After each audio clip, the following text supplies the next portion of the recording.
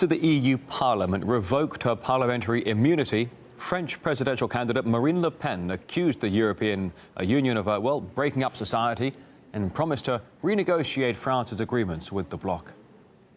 The European Union will be the last to feed illusions and to ruin the people of Europe with its subscription to the globalist ideology that promises our territories for looting and leading our society towards fragmentation. We will begin a total renegotiation of all the European agreements in order to get back our monetary, legislative, territorial, and economic sovereignty, followed by a referendum on Frexit. We will not be the first, and nor will we be the last ones on this path. Not all French know it yet, but the truth will come to light in the coming month. The euro is just a dead man walking. The question is no longer whether we will exit the euro, but when and under which conditions. The Parliament's decision follows a second round of voting held by EU lawmakers. Who votes for waiving immunity for Marine Le Pen? The results are clear. The broad majority have backed this. Le Pen may now face prosecution for tweeting pictures of Islamic State violence. In her latest interview on a French channel, the presidential candidate dubbed the allegations politically motivated. And member of the European Parliament David Coburn feels it's an unprecedented attack on the freedom of speech. This is an absolute scandal. The lights are going out all over Europe on freedom of speech. And the European Parliament, which continues to maintain that it is the mother of European democracy, has obviously given up that responsibility. And I agree with many other politicians who now say that this is going to help Madame Le Pen get elected. You can see that this is a plot by the establishment to nobble her, and it's not going to work. And it's the European Parliament interfering in French internal affairs. French presidential candidate has received a less than friendly welcome while visiting an agricultural show in Paris. Emmanuel Macron here ended up with egg on his face, quite literally, while giving his opinion on farming. He later said it's become something of a tradition. And eggs weren't his only problem as he walked through crowds at the event.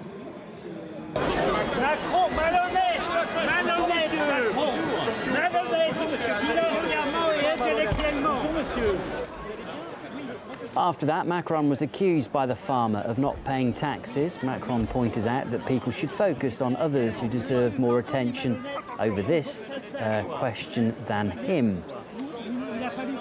Well, this year's French presidential elections aren't running as smoothly as perhaps candidates were probably hoping. To take us through the current state of affairs is Emily Sue. If there is a book for dummies called How to Play Dirty in Politics, looks like the 2017 French presidential election took things to the next level. The scandals the three leading contenders are embroiled in, not only do they get personal, they even get their own hashtags, nicknames, and catchphrases. First, the so-called fake job scandal and hashtag Penelope Gate that conservative Republican François Fillon has described as political assassination. Catchy, right? In short, Fillon's been accused of paying his wife Penelope and his two children of almost €1 million for jobs they never did. He's been put under formal investigation but vowed not to quit over this. Now, not sure if the scandal that hit independent Emmanuel Macron will make it to the 2017 catalogue of political dirt just yet, as it doesn't have a nickname or hashtag, but it's nonetheless damaging. The allegations actually came from a book called In the Hell of Bercy. Catchy title, and Bercy being the name of the area where the French Economy Ministry is. It accuses Macron of spending €120,000 throughout 2016, whining and dining people to get support for his political movement on March, when he was the head of the ministry. Not sure how much of a toll this will have on Macron's campaign, but I'm sure there's a new potential bestseller in French bookstores. Then, of course, there's the fake job scandal version 2.0, involving anti-establishment Marine Le Pen. Her chief of staff and personal bodyguard were both in custody over alleged misuse of EU funds to pay parliamentary assistants. And it gets better. The European Parliament demand Le Pen pay back €340,000, which she refused to. Fake job scandal version 2.0, though, is far from the only item in the lengthy catalogue of accusations against Le Pen. Le Pen est raciste comme son père, comme les Sagné, c'est comme les... 55% des Français vous jugent raciste. Est-ce que cela vous surprend? You had a reputation as a party of being racist, and your own father used the phrase that the Holocaust was an accident or a detail of history, he said. And the political mudslinging doesn't just get personal with Le Pen's policies. The candidates' private lives have also been put under the microscope, especially when rumors about Macron's affair with the France radio's president dominated social media feeds. According to some, this is indeed the dirtiest French presidential campaign ever. The French port town of Calais is one of the hotspots of Europe's migrant crisis, and its mayor has now responded by banning food banks for newcomers. She insists the measure is necessary to maintain order. It's not a directive against the distribution of meals, but against gatherings, because these lead to law and order issues, as well as security and waste problems. I took this decision to make sure that no permanent base or squad is created around Calais. Well, look, she's trying to avoid another major jungle camp from sprouting in her town, essentially, before it was demolished late last year. Over the past couple of years, the Calais migrant camp had steadily grown into effectively a tent city. At its peak, the population was around 10,000 people. It had its own economy. It had makeshift shops, restaurants, even nightclubs and hairdressers.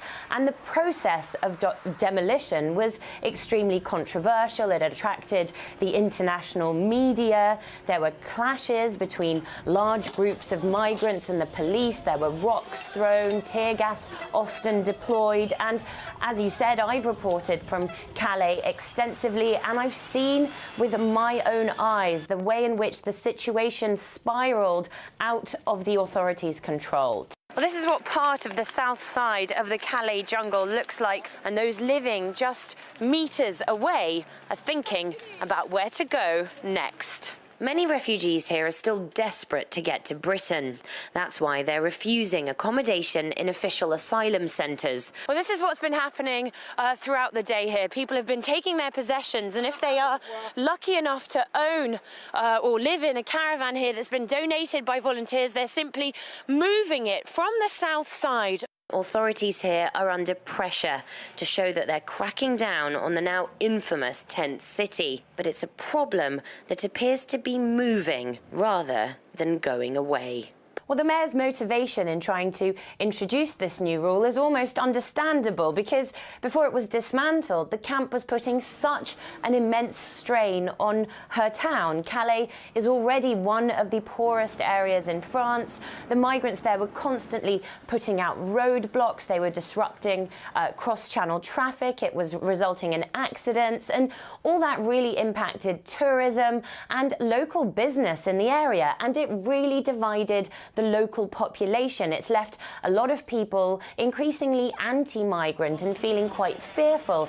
But another portion of locals who see people that are destitute. And of course, the issue is that migrants are still coming to Calais. And there's this sense that Calais' problems aren't going away. I've had many a private conversation with town officials, and they say that because of its location, Calais will always be a problem spot, and all they can do is try to mitigate these problems as best they can. So-called no-go zones, where it's too dangerous to enter without police protection, have become a pivotal problem in Sweden. That's what the head of the country's ambulance union told us here at RT. These no-go zones, or these areas, there are about just over 50 areas in Sweden that has bigger problems, and maybe 5 or 10 of them are high-risk areas, what we would call no-go zones, where it can be dangerous to enter. We have a cooperation with the police, so if we need to go into these zones, we can get the police to escort us in or help us out. The union boss also said they need special equipment to be able to go with the police into dangerous areas. Equipment including helmets and body armor, while ambulances, the vehicles have to be reinforced. Well, Sweden's police force says the problem in the no-go zones is actually being exaggerated. That's despite numerous reports about violence and high crime rates in those areas.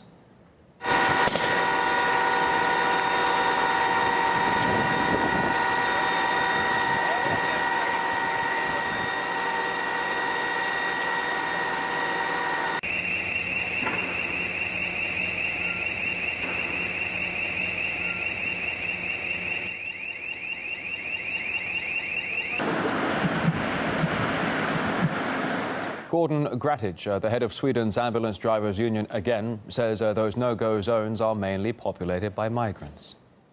There is a mixture of different cultures and different people in this area, but it's mainly immigrants.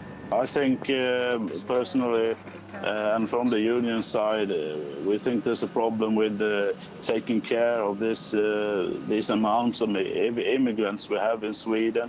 They have their own structures. They have their own laws, and they live parallel to our communities. And maybe they feel put aside, or maybe they feel angry, we don't know, but sometimes we don't feel welcome in the areas. That's quite clear.